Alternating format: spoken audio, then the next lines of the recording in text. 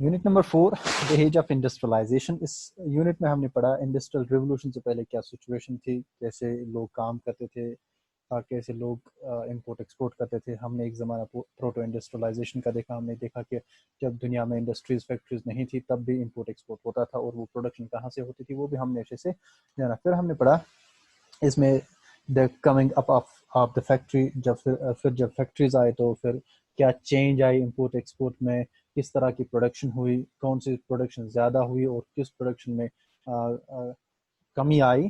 तो इसके बाद हमने देखा पेस ऑफ इंडस्ट्रियल चेंज। जब इंडस्ट्रियल चेंज आई तो पेस किस प्रोडक्शन में ज़्यादा हुई और किस प्रोडक्शन में कम हुई। तो फिर हमने आज पढ़ना है hand labour and steam power. हमने जब पढ़ा इंडस्ट्रियलाइजेशन आया, फिर हमने देखा कि पेस इंडस्ट्रियलाइजेशन में आई। अब हमें देखना है कि हैंड लेबर यानी कि लोग, क्या इंडस्ट्रियलिस्ट्स अभी भी लेबर्स को फेवर कर रहे थे काम करने के लिए, कि उन्होंने स्टीम पावर मींस उन्होंने तरजीह दी मशीन्स को। हम इसमें देखेंगे क्या इंडस्ट्रियलिस्ट्स ने या क्या बिजनेसमैन ने तरजीह दी इंडस्ट्रीज में फैक्ट्रीज में काम करने के लिए लोगों को, लेबर्स को, या उन्होंने वहां पे जो है मशीन्स एस्टैब्लिश किए, मशीन्स वहां पे इंस्टॉल करके अपना काम चलाया। इसमें हम देखेंगे ये वाला part. In Victorian Britain there was no labour shortage. Victorian Britain का मतलब है, जब विक्टोरियन ब्रिटेन की हम बात करते हैं तो इट मीन्स कि हम क्वीन वाले ब्रिटेन की बात करते हैं, क्वीन वाले इंग्लैंड की बात कर रहे हैं। तो वहाँ पे क्या था, वहाँ पे कम्प्लीटली जो है शॉर्टेज नहीं था, बिल्कुल बल्कि बल्कि अबेंडेंस ऑफ लेबर वहाँ पे मौजूद था, बहुत ज़्यादा लेबर वहाँ पे मौजूद था।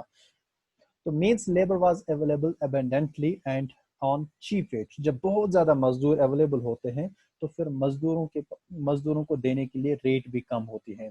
अगर हम बिहार की बात करेंगे और जे&के की बात करेंगे, बिहार में बहुत ज़्यादा लेबर अवेलेबल है, बहुत ज़्यादा, हद से ज़्यादा लेबर अवेलेबल है, इसलिए वहाँ पे रेट बहुत ज़्यादा कम है। अगर हम कश्मीर की बात करेंगे, यहाँ पे बहुत ज़्यादा लोग जो है काम कम करते हैं, मजदूरी कम करते हैं, इसलिए यहाँ पे रेट जो है बहुत ज़्यादा है। So merchants and industrialists preferred human labor rather than costly machines.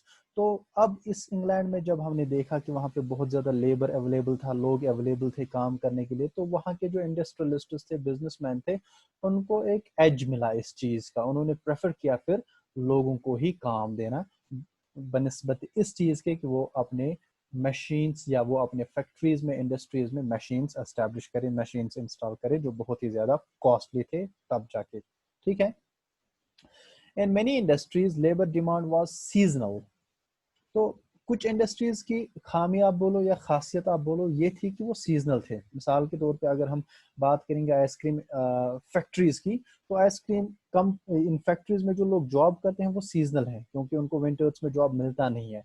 तो ऐसे ही कुछ इंडस्ट्रीज जो इंग्लैंड में थे, विक्टोरियन इंग्लैंड में थे, वो बहुत सीजनल थे। तो इट मीन्स जो वहाँ पे लोग काम करते थे उनको सीजनल जॉब्स मिलते थे। फिर वो at the end of the year और in between of the year क्या था, उनको जॉब चली जाती थी। So industrialists were production fluctuated with seasons. Industrialists preferred hand labor. तो अब उन्होंने क्या किया, जहां पे जिन इंडस्ट्रीज में सीजनल जॉब्स अवेलेबल थे, उन लोगों को भी, उन इंडस्ट्रियलिस्ट्स को भी ये चीज आसान लगा कि हम जो है लेबर्स को ही यूज करेंगे काम करने के लिए रादर देन द मशीन्स। ठीक है। Machine made goods were oriented for producing uniform, standardized product. Machine goods की जो बात करते हैं हम, जो मशीन मेड प्रोडक्ट्स होते हैं, उनकी एक खासियत होती है, they are the uniform. Uniform means जो मशीन मेड प्रोडक्ट इंग्लैंड में होगा, अगर वही मशीन मेड प्रोडक्ट कश्मीर में होगा, उनमें कोई डिफरेंस नहीं होगी। मिसाल में दूंगा, या यहाँ पे हमने मिसाल साइट की है डेटॉल साबुन की। जो डेटॉल सोप आप इंग्लैंड में यूज करेंगे वही डेटॉल सोप आप कश्मीर में भी यूज करेंगे, क्योंकि वो डेटॉल सोप भी जो है वहां पे मशीन मेड गुड है और यहाँ पे भी मशीन मेड गुड है। तो जो चीज हैंडमेड होती है उसमें डिफरेंस होता है, ठीक, लेकिन जो चीज मशीन मेड होती है उसमें कोई डिफरेंस नहीं होती है, वो यूनिफॉर्म होता है। इट मीन्स जहां पे भी आप उसको यूज करेंगे, जो भी मशीन मेड प्रोडक्ट होगा, जहां पे भी दुनिया भर में आप उसको यूज करेंगे, वो हूबहू एक जैसा ही होगा। If you ask for Dettol soap, you will get its same everywhere in the world. यही बात है जो मैंने बोला, it's made for mass market. तो मशीन मेड प्रोडक्ट्स क्या हैं? मशीन मेड प्रोडक्ट्स की एक रिक्वेशन ये होती है कि ये मास मार्केट के लिए बनाया जाता है। मींस पूरे दुनिया का मार्केट इसको कंसिडर करके ये चीजें बनाई जाती हैं, ठीक है। अब अगर हम बात करेंगे यहाँ पे एक कश्मीरी प्रोडक्ट की, हम यहाँ पे हमारा यहाँ पे कल्चर है फेरन लगाने का। तो हमारे यहाँ के लेडीज लोग जो हैं वो एक खास किस्म का फेरन लगाते हैं जिसको हम कश्मीर में तिल फेरन कहते हैं, ठीक। तो वो जो है मशीन मेड भी है और हैंड मेड भी है। अब लेटर ऑन हम उस बात पे आएंगे कि मशीन मेड में क्या फर्क है, लोग प्रेफर कौन सा कर रहे हैं, क्यों कर रहे हैं। लेकिन मुझे यहाँ पे ये चीज बोलना है कि वो खाली वो फेरन जो है खाली हम कश्मीर में लगाते हैं, तो इट मीन्स वो हम मास मार्केट के लिए नहीं बनाते हैं, वो हम एक लोकल मार्केट के लिए बनाते हैं। और जो मास मार्केट की मैंने बात की ऊपर डेटॉल सोप से, वो पूरे दुनिया में एक जैसी ही आपको मिलेगी। Handmade goods were preferred by aristocrats, rich people. Example यहाँ पे आपको और एक एग्जाम्पल देंगे हैंडमेड गुड्स की समझाने के लिए, या यही मैं तिल फेरन से ही हैंडमेड, हमारे यहाँ दोनों किस्म के फेरन बनते हैं। एक तिल फेरन हैंडमेड भी होता है जो हाथ से बना हुआ होता है, और दूसरा मशीन मेड भी होता है। पहले पहले हैंडमेड था, अब मशीन मेड भी आया है। लेकिन फिर भी एक डिफरेंस अभी भी है। अगर पहले वाले फेरन में 10 दिन लगते थे बनाने के लिए, 1000 रुपये लगता था बनाने के लिए, अब मशीन मेड फेरन 2 ही दिन में, 1 ही दिन में बनता है, और वो भी हाफ रेट में। लेकिन कुछ लोग अभी भी प्रेफर करते हैं कि हमें तिल लगाना है और वो भी हैंडमेड होना चाहिए, ठीक। तो हैंडमेड गुड्स की क्या खासियत है? हैंडमेड गुड्स जो है अमीर लोग यूज करते हैं। मिसाल यहाँ पे एक वर्ल्ड मार्केट की दी हुई है। हम दो गाड़ियों की बात करेंगे। एक है गाड़ी BMW, हमारे यहाँ से सबसे ज्यादा महंगी गाड़ी। जब भी हम तस्वीर करते हैं तो हमें BMW का ख्याल आता है। और दूसरी है रोल्स रोल्स रॉयस। ये पुराने जमाने की वो गाड़ी है, लंबी है, दिखने में लंबी है, स्लिम है, ठीक है। तो इंग्लैंड में ये गाड़ियां जो है क्वींस वगैरह यूज करते थे, ठीक। तो रोल्स रॉयस जो गाड़ी है इसका प्राइस रेट क्या है? 7.5 करोड़। और BMW का प्राइस रेट क्या है? ओनली 1 करोड़। अब BMW और रोल्स रॉयस में क्या फर्क है? BMW जो है वो मशीन मेड गाड़ी है, और रोल्स रॉयस गाड़ी जो है वो हैंडमेड गाड़ी है। और जो बहुत ज्यादा अमीर लोग होते हैं दुनिया के, वो क्या प्रेफर करते हैं? हैंडमेड गाड़ी, दैट इज रोल्स रॉयस वो प्रेफर करेंगे as compare to the BMW। Now the labour shortage areas. अब अगर हम उन एरियाज की बात करेंगे, हमने इंग्लैंड की बात की, विक्टोरियन इंग्लैंड, इंग्लैंड की हमने बात की, विक्टोरियन ब्रिटेन की हमने बात करी, हमने देखा कि वहां पे बहुत ज्यादा लेबर अवेलेबल था। लेकिन अब दुनिया में कुछ एरियाज और भी थे जहां पे लेबर अवेलेबल नहीं था। तो उनमें कौन सा शहर था?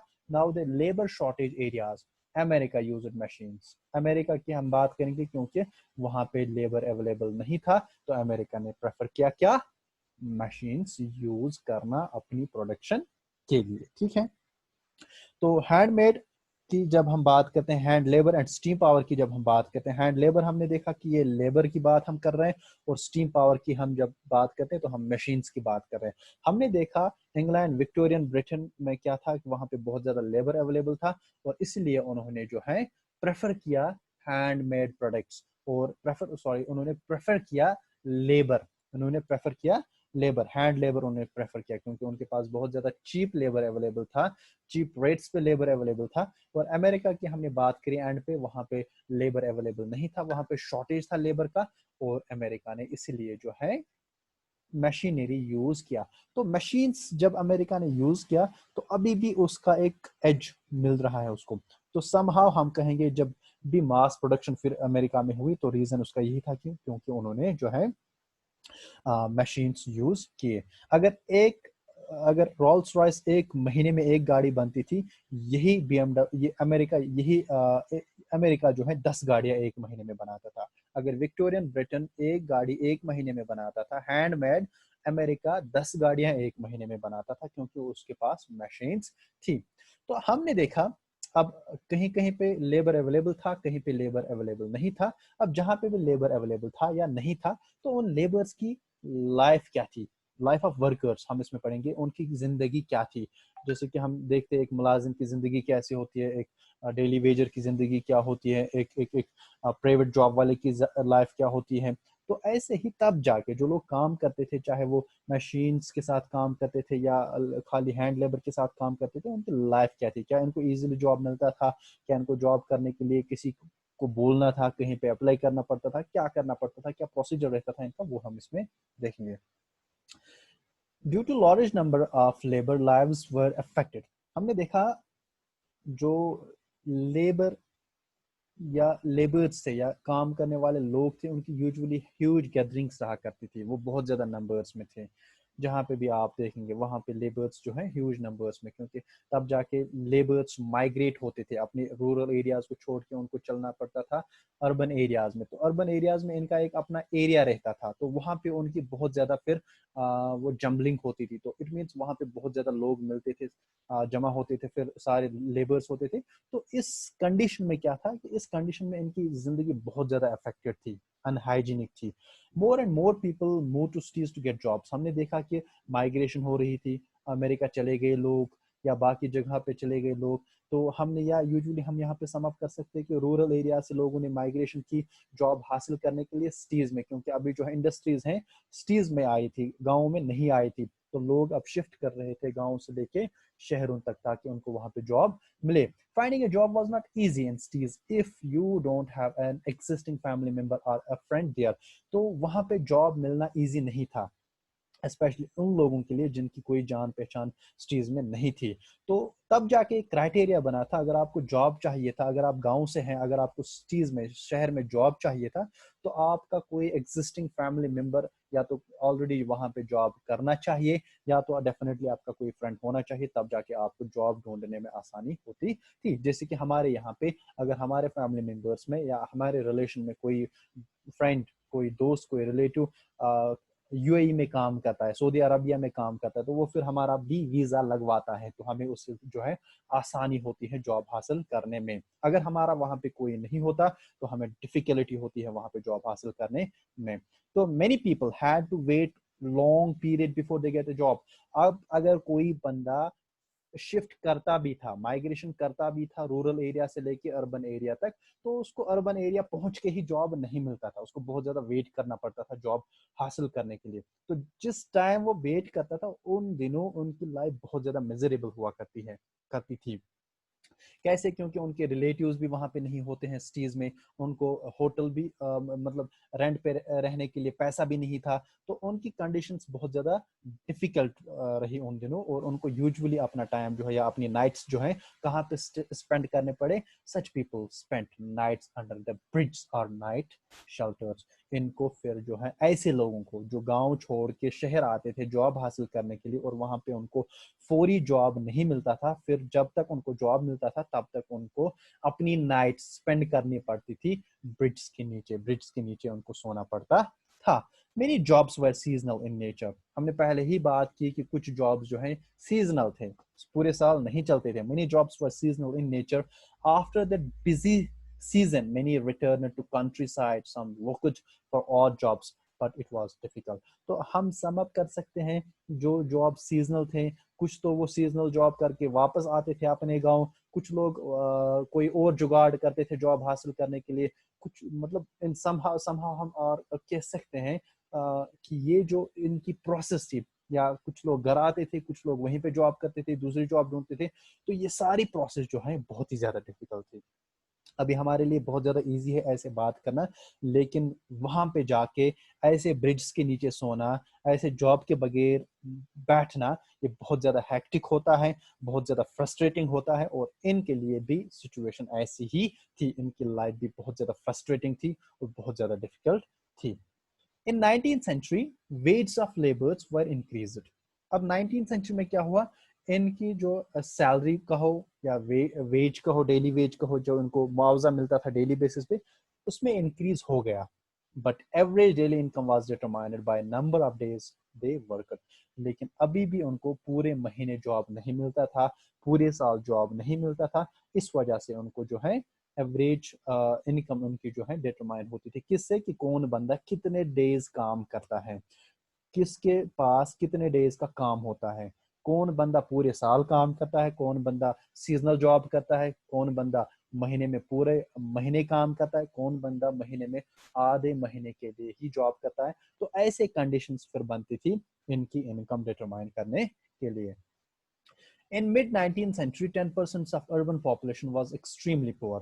तो मिड 19th सेंचुरी की हम बात करेंगे, सीजनल जॉब्स की हम बात करेंगे, या ऐसे मेजरेबल कंडीशंस की हम बात करेंगे जो जॉब हासिल करने के लिए उनको फेस करनी पड़ती थी। इस वजह से 19th सेंचुरी में 10% जो लोग थे अर्बन एरियाज के बहुत ही ज्यादा extremely poor means they were in the vicious circle of poverty. Vicious circle of poverty जब हम देखते हैं तो इट मींस वहां पे अल्लाह नोज बेटर वहां पे सिचुएशन क्या होती है। And during this period of common oh sorry and during this period of economic downfall, the unemployment rate went from 35 to 75%। तो ऐसे हम कह सकते हैं अभी जो है अर्बन एरियाज में जॉब मिलता था, और वो भी सारे लोगों को नहीं मिलता था, उन्हीं लोगों को मिलता था जिन लोगों के पास जुगाड़ होता था, जिन लोगों के पास अप्रोच होता था जॉब हासिल करने के लिए। और अब अगर किसी को जॉब मिलता भी था वो जॉब सीजनल हुआ करते थे। तो ऐसे क्या है हो गया एट द एंड 35% से लेके अनएम्प्लॉयमेंट जो है इंक्रीज हो गई 75% तक। It means 75% people were unemployed out of the 100 people. Workers by the fear of unemployment made opposed to the new technologies। हमने यहाँ पे रीजन बोलना है कि ये इंक्रीज क्यों हुआ, 35 से 75 क्यों हुआ, क्योंकि कुछ इंडस्ट्रियलिस्ट्स ने, कुछ बिजनेसमैन ने, कुछ फैक्ट्री ओनर्स ने क्या किया, उन्होंने प्रेफर किया मशीन्स को यूज करना। तो इट मीन्स जितनी जितनी ज्यादा मशीनरी सिस्टम आएगा उतना ज्यादा लोगों का जॉब चला जाएगा। ठीक, अब अगर मिसाल हम देंगे, पहले जमाना था कोई बंदा टैली का काम करता था, कोई बंदा अकाउंटिंग संभालता था एक ऑफिस में, उसको जॉब मिलता था। लेकिन आज टैली आई है तो ये बंदा, अब एक ही बंदा कंप्यूटर को ऑपरेट करने के लिए चाहिए वो 10-10 सॉफ्टवेयर यूज करता है, और 10-10 लोग जो हैं बेरोजगार होते हैं। ऐसे ही अगर शू प्रोड्यूस करने के लिए 10 लोग चाहिए थे फैक्ट्री में जूते बनाने के लिए, वहां पे अब वो मशीन में जूते बनाते हैं, वहां पे एक ही बंदा चाहिए मशीन को ऑपरेट करने के लिए, 9 लोगों की जॉब चली जाती है। तो ऐसे जब 35 से लेके 75% अनएम्प्लॉयमेंट रेट इंक्रीज हुई, तो इसका main reason was the introduction of the machinery system in the industries. ठीक है, फिर लोगों को लगा कि अब जो है हम बेरोजगार हो रहे हैं। पहले 100 में से 70 लोग जॉब करते थे, अब 100 में से खाली 30 लोग जॉब करते हैं। अब अगले साल ये 30 लोग भी चले जाएंगे, इनकी जॉब भी चली जाएगी। तो इन्होंने सोचा, workers by the fear of unemployment, इन्होंने अब इस खौफ से, बेरोजगारी की खौफ से क्या किया, oppose to the new technologies, इन्होंने रिस्ट्रिक्ट किया इस टेक्नोलॉजी सिस्टम को, इन्होंने प्रोटेस्ट करना शुरू कर दिया। एग्जैक्टली वैसे ही अभी अगर मैं मिसाल दूंगा, हमारे यहाँ सोवरा एरिया से क्या था, वहां से हैंडलूम का काम करते थे लोग। ठीक है, वहां से हैंडलूम का काम, वो शॉल वगैरह बनाना, वो हाथ से वो बनाते थे। ठीक, फिर उसी के लिए हैंडलूम मशीन लाई गई, हैंडलूम मशीन को इंट्रोड्यूस किया गया। तो हैंडलूम मशीन को इंट्रोड्यूस करने के बाद क्या हुआ, बहुत सारे लोगों की जॉब चली गई। जो जो ये बिजनेसमैन थे जो हैंडलूम का काम करते थे, कारोबार करते थे, उन्होंने प्रेफर किया अब मशीन मेड्स, क्योंकि एक बंदे को एक हैंडलूम बनाते बनाते या एक शॉल बनाते बनाते 1 महीना, 1.5 महीना, 2 महीना लगता था। जब ये काम मशीन ने करना शुरू कर दिया तो मशीन ने बस एक हफ्ते में ये काम खत्म कर दिया। तो लोगों ने प्रेफर किया, बिजनेसमैन ने प्रेफर किया मशीन्स को यूज करना। ठीक, तो फिर वहां से उन लोगों ने प्रोटेस्ट किया, हैंडलूम एसोसिएशंस बनाई गई कि अब जो है हमें मशीन्स को बायकॉट करना है, इन मशीन से हमारा जॉब चला गया, हमें मशीन्स नहीं चाहिए। तो डिफरेंस होती है। मैंने पहले ही कहा, जो ब्रांडेड लोग होते हैं वो आज भी हैंडमेड ही प्रेफर करते हैं। ठीक, चाहे वो हमारे लेडीज लोग हो, चाहे वो फेरन लगाने की बात हो या गाड़ी चलाने की बात हो, जो लोग ब्रांडेड होते हैं वो हैंडमेड प्रोडक्ट्स यूज करते हैं, और जो लोग नॉर्मल होते हैं हमारे जैसे, वो हैंड ये मशीन मेड प्रोडक्ट्स यूज करते हैं। तो spinning jenny women attack eight new machines. तो 1840 की अगर हम बात करेंगे तो अब इस प्रोटेस्ट में लोगों ने भी हिस्सा किया था, लोगों में इंक्लूडेड थे फीमेल्स भी और मेल्स भी। उन्होंने मशीन्स को अब अटैक करना शुरू कर दिया, क्योंकि वो इंडस्ट्रीज में चले गए और वहां पे उन्होंने मशीन्स को अटैक किया, और उन्होंने रीजन साइड किए कि यही वो मशीन है जिनसे हमारी जॉब चली गई। स्पिनिंग जेनी वो वुमेन अटैक न्यू मशीन्स। 1840 की बात है, 1840 की बात है। Building activity intensified in cities, it opened up opportunity for employment। building activity means construction का काम फिर से स्टार्ट हुआ, और कंस्ट्रक्शन अभी मशीन से नहीं होता था, और इस वजह से 1840 के अराउंड लोगों को फिर से जॉब मिला कंस्ट्रक्शन में, जैसे कि हमारे यहाँ पे बिल्डिंग्स बनाते हैं, अगरचे मिक्सर वहाँ पे अवेलेबल है लेकिन मिक्सर को ऑपरेट करने के लिए भी 10 लोग चाहिए, तो कंस्ट्रक्शन में बहुत सारे लोगों को जॉब मिलता है। ठीक, तो ऐसे ही 1840s के अराउंड बिल्डिंग एक्टिविटीज शुरू हुई और इससे जो है कुछ लोगों को जॉब मिला। During the same period the number of workers employed in transport sector double. Transport sector की अगर हम बात करेंगे इसी 1840 के दहाई में वो भी समहाउ डबल हुआ। तो ऐसे हम कह सकते हैं कि कहीं कहीं पे लोगों की जॉब चली गई। इंडस्ट्रीज की अगर हम बात करेंगे 35 से लेके 75 तक अनएम्प्लॉयमेंट रेट होगी क्योंकि वहां पे मशीन्स को यूज किया गया और कहीं कहीं पे लोगों को जॉब मिला। अगर बोलना आपको होगा कल एग्जाम में कहाँ पे जॉब मिला, तो बिल्डिंग एक्टिविटी जो है या ट्रांसपोर्ट सेक्टर, वहां पे लोगों की जो एवरेज है जॉब अपॉर्चुनिटी एवरेज जो है वो डबल हो गई। Now we have the industrialization in the colonies. हमने इंडस्ट्रियलाइजेशन देखा, अमेरिका का देखा इंडस्ट्रियलाइजेशन, हमने इंग्लैंड का इंडस्ट्रियलाइजेशन देखा। अब हम इंडस्ट्रियलाइजेशन इन द कॉलोनीज देखेंगे। कॉलोनीज मीन्स जिन पे कॉलोनाइजेशन था, जिन पे एट्रोसिटीज थी, जिन पे जुल्म था, जो जो जैसे कि इंडिया इंडिया 1947 में आज़ाद हो गया, तो इससे पहले वो एक कॉलोनी थी जिन पे इंग्लैंड रूल या जिस पे इंग्लैंड रूल कर रहा था। तो इसमें हम क्या पढ़ेंगे, हम यहाँ पे इंडिया की ही बात करेंगे। इंडस्ट्रियलाइजेशन इन द कॉलोनीज में हम इंडिया की ही बात करेंगे। तो इसमें इंडिया की जब हम बात करेंगे हम पढ़ेंगे the age of Indian textile. एक जमाना था जब इंडिया का कपड़ा पूरे दुनिया में बहुत ज्यादा मशहूर था। पूरे दुनिया में इंडिया के कपड़े की जो है डिमांड थी। कपड़ा ही नहीं बल्कि इसके स्पाइसेस भी पूरी दुनिया में बहुत ज्यादा मशहूर थे और उसी जमाने को हम यहाँ पे पढ़ेंगे। Till machines were not set in India, India was dominating international market in textiles like silk and cotton. Silk and cotton दो किस्म हैं, किसके? कपड़े के दो किस्म हैं, फैब्रिक के दो किस्म हैं और पूरे दुनिया में ये दोनों फैब्रिक जो है बहुत ही ज्यादा मशहूर थे और इवन के अव्वल नंबर पे थे, रैंकिंग में अव्वल नंबर पे थे तब तक जब तक इंडिया में मशीन्स को यूज नहीं किया गया। ठीक है, point number 1। Lot of Indian merchants and bankers were involved in network of export trade. बहुत ज्यादा लोग जो है इंडिया के भी, लेटर ऑन हम बात करेंगे जब इंडिया पे कॉलोनाइजेशन हो गया फिर इंग्लैंड के लोगों ने ये कारोबार संभाला, लेकिन इससे पहले जो है इंडिया के अपने लोग, इंडिया के अपने बिजनेसमैन, इंडिया के अपने बैंकर्स या इंडिया के अपने मर्चेंट्स, मर्चेंट्स मींस बिजनेस करने वाले, वो एक्सपोर्ट कर रहे थे इस चीज का, इस कॉटन एंड सिल्क का या इंडियन टेक्सटाइल का वो एक्सपोर्ट कर रहे थे। एक्सपोर्ट मींस इंडिया से बाहर मुल्कों में वो उनको भेज रहे थे। इन 1750s 1750 की बात है, network controlled by Indian merchant was breaking down. 1750 और 1757 में फिर बैटल ऑफ प्लेजी हुआ था। ठीक, तो यह यहाँ से थोड़ा बहुत कोरिलेट करना है इसको हिस्ट्री के साथ, क्योंकि यही वो जमाना था 1750s की, यही वो दहाई थी जिसमें इंडिया से जो है मुगल्स का कंट्रोल खत्म हो रहा था और अंग्रेज का कंट्रोल हावी हो रहा था। तो यही वो जमाना था जब in 1750s network controlled by Indian merchants was breaking down। जो अब इंडिया के लोग बिजनेस कर रहे थे, एक्सपोर्ट कर रहे थे, वो अब आहिस्ता आहिस्ता खत्म हो रहा था। क्यों? क्योंकि मैंने पहले ही कहा अब ये वो जमाना था जब इंडिया पे मुगल्स का, जब इंडिया की सॉवरेनिटी खत्म हो रही थी। बिकॉज यूरोपियन, वाई, यहाँ पे हमसे क्वेश्चन पूछा गया है why, because European companies gradually gained power and gained monopoly. Power and monopoly means एक तो उन्होंने अपनी आर्मी बनाई वहां पे, एंड मोनोपोली मीन्स अब उनको ही खाली, इंग्लैंड लोगों को ही, इंग्लैंड कंपनी को ही खाली इंडिया में बिजनेस करने का हक था। वो हक इन्होंने बाय पावर वहां से यूज किया था या हासिल किया था। Monopoly right to trade. Monopoly means जहां पे एक ही या तो बायर हो या तो सेलर हो।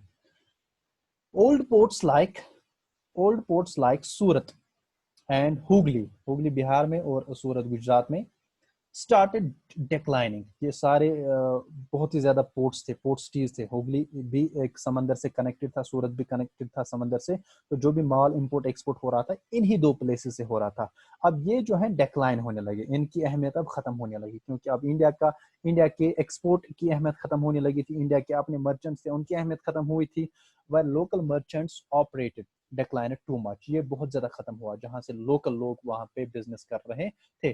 1740s की अगर हम बात करेंगे, 1740s में इंडिया से कितना एक्सपोर्ट होता था, इंडिया से कितना माल बाहर चला जाता था बाकी मुल्कों में, 16 मिलियन एक्सपोर्ट डिक्लाइनेड टू 3 मिलियन। पहले 16 मिलियन हुआ करता था एक्सपोर्ट, तो वो जो है 16 मिलियन से बिल्कुल नीचे आया, महज 3 मिलियन एक्सपोर्ट तक। ठीक है, new ports like Bombay and Calcutta grew. अब इस हुगली और सूरत के बाद नए कुछ पोर्ट्स वजूद में आए। वो कौन से पोर्ट्स थे? बॉम्बे एंड कलकत्ता। तो this shift from old port to new port was an indicator of colonial power. यही शिफ्ट होना बॉम्बे से कलकत्ता या हुगली और सूरत से शिफ्ट होना बॉम्बे और कलकत्ता की तरफ, यही एक इंडिकेशन थी कि अब जो है इंडिया में कॉलोनियलिज्म स्टार्ट हुआ है, कॉलोनियल पावर स्टार्ट हुआ है। यही वो एक इंडिकेशन थी इस चीज की। So these ports were controlled by European power. अब जो बॉम्बे और कलकत्ता पोर्ट है, पोर्ट को याद रखना है, पोर्ट हो गया ये एक एरिया होता है जो समंदर के बिल्कुल क्लोज होता है, जो समंदरी एरिया होता है जहां से ये समंदर के थ्रू इंपोर्ट एक्सपोर्ट किया जाए। ठीक, एक किस्म का मार्केट होता है, जैसे हमारे यहाँ मंडी होती है वैसे ही एक किस्म का मार्केट होता है। तो ये बॉम्बे और कलकत्ता का जो मार्केट, ये पोर्ट एरिया था, इनको कौन कंट्रोल कर रहा था? यूरोपियन कंपनी इनको कंट्रोल कर रही थी। और जो हुगली और सूरत था उनको इंडियन मर्चेंट्स कंट्रोल करते थे। जब इंडियन मर्चेंट्स का कंट्रोल खत्म हुआ था तो फिर उसके साथ ही उन हुगली और सूरत का भी जो है वजूद खत्म हुआ। तो दिस शिफ्ट फ्रॉम, ये इंडिकेशन थी किस चीज की कि अब इंग्लैंड ने इंडिया पे कब्जा जमाया है। These ports were controlled by European power and goods were carried bye European ships. अब यहाँ से बम्बई और कोलकाता से यूरोपियन शिप्स में माल चला जाता था। इट मींस यहाँ से कंप्लीटली यूरोप ने अपने आप को हावी किया था इंडिया में। Let's see how this change the shift of parts are affected the life of weavers. अब जो लोग वीविंग कर काम करते थे, जो लोग बनाते थे कॉटन और सिल्क को बनाते थे, अब उनके साथ हुआ क्या? हमने देखा पहले तो स्टीज की हमने मिसाल देखी, स्टीज खत्म हुए, हुगली भी खत्म हुआ, सूरत भी खत्म हुआ, नया आया कलकत्ता आया, बॉम्बे आया, उस पर यूरोप का कब्जा था, इंग्लैंड का कब्जा था पर्टिकुलरली। अब जो है तो जो लोग बनाते थे वो तो सेम ही रहने वाले थे ना, अब वो थोड़ी चेंज होने वाले थे। अब उनको डायरेक्टली डील करनी थी यूरोपियन लोगों के साथ। तो अब हम देखेंगे व्हाट हैपेंड टू वीवर्स, इनके साथ क्या हुआ।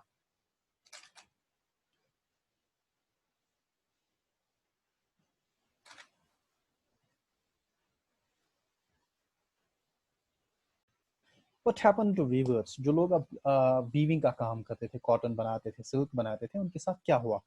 British cotton industries had not yet expanded in India. अब जो है अभी तक इंग्लैंड से कंपनीज नहीं आई थी, इंडस्ट्रीज नहीं आई थी, अभी वो इंडिया के प्रोडक्ट्स के साथ ही बिजनेस करते थे।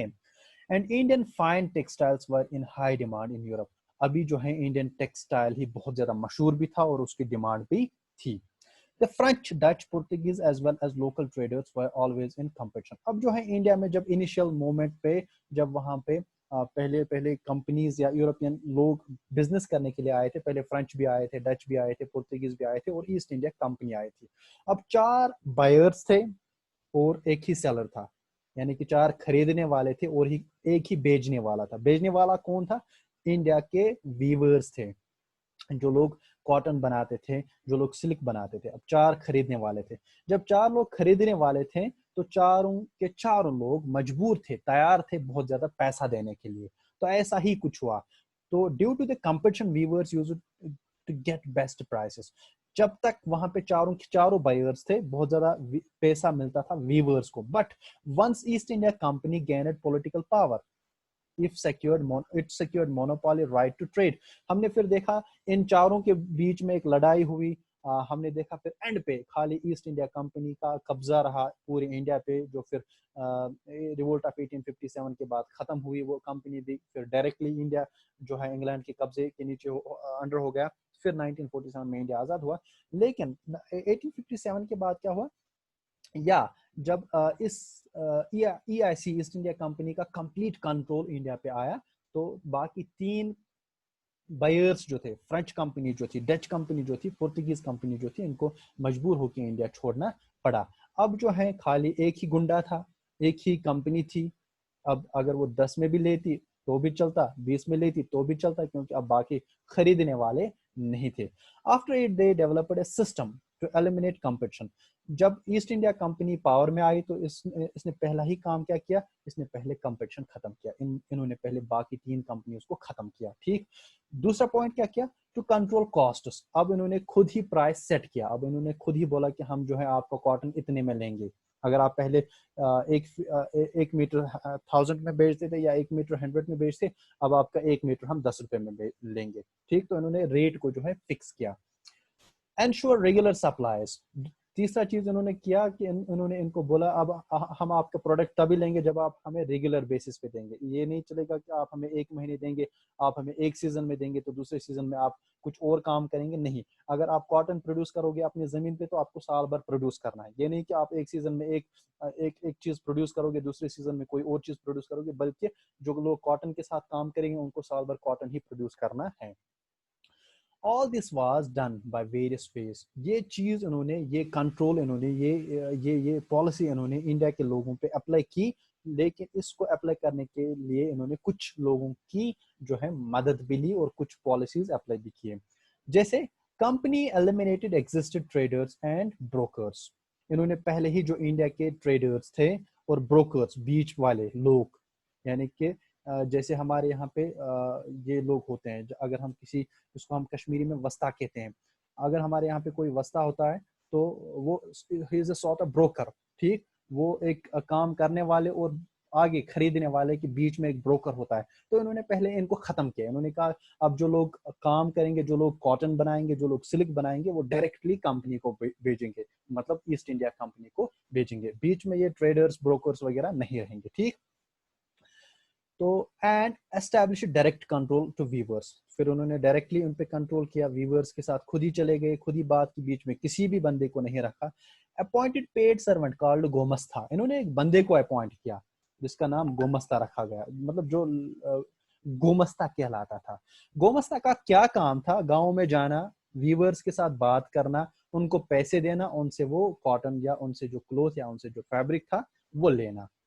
गोमस्ता ने क्या किया, who supervised weavers and collected supplies and examined the quality of clothes। इसका काम था, ये he was like a monitor। जैसे क्लास में मॉनिटर होता है तो उसका काम भी ऐसे ही था। एक तो क्वालिटी चेक करना था, क्या इंडिया के लोग परफेक्ट कॉटन बनाते हैं या इसमें कुछ मिक्सचर वगैरह रखते हैं, ठीक। इसका काम ये भी था इनसे कलेक्ट करना, इनसे कलेक्ट करना, इन लोगों से कलेक्ट करना और फिर वो कंपनी को देना। ये कंपनी का बंदा था, कंपनी का आदमी था, ये कंपनी ने इसको अपॉइंट किया था, कंपनी ने इसको पे भी दिया था। अब ये जो बंदा है गोमस्ता, ये इंडिया के लोगों से नहीं था, बल्कि ये कंपनी की तरफ से था और फॉरेन था, ठीक। It prevented company weavers from dealing with others buyers and by giving them advances. इसने क्या काम किया, इस गोमस्ता ने लोगों को प्रिवेंट किया, यानी कि अब लोग मजबूर थे खाली कंपनी का काम करने के लिए, खाली कंपनी को अपना प्रोडक्ट बेचने के लिए, क्योंकि इसने जो है लोगों को फंसा के रखा था, ये उनको वॉच करता था। Now weavers wanted to earn more, so they leased their lands and only did weaving. तो इन्होंने अब बहुत ज्यादा कमाने की कोशिश की थी, अब ये मजबूर थे। इन्होंने टाई अप किया था इंग्लैंड के साथ, इनको कहा गया था कि आपको साल भर हमारे साथ ही काम करना है, आपको वीविंग ही करनी है, आपको कॉटन ही प्रोड्यूस करना है। जो उनकी अपनी जमीन थी जिसमें ये बाकी काम करते थे, उन्होंने वो लीज पे दी थी अब बाकी लोगों को काम करने के लिए, क्योंकि खुद तो ये जुड़े थे किसके साथ, कॉटन प्रोड्यूस करने के साथ। Soon, in many villages, clashes between Gomastha and weavers came up। Why? Because तो अब आहिस्ता आहिस्ता जब गोमस्ता गांव में चला जाता था तो गोमस्ता और गांव वालों के बीच जो है अब लड़ाइयां होनी शुरू हुई। क्यों?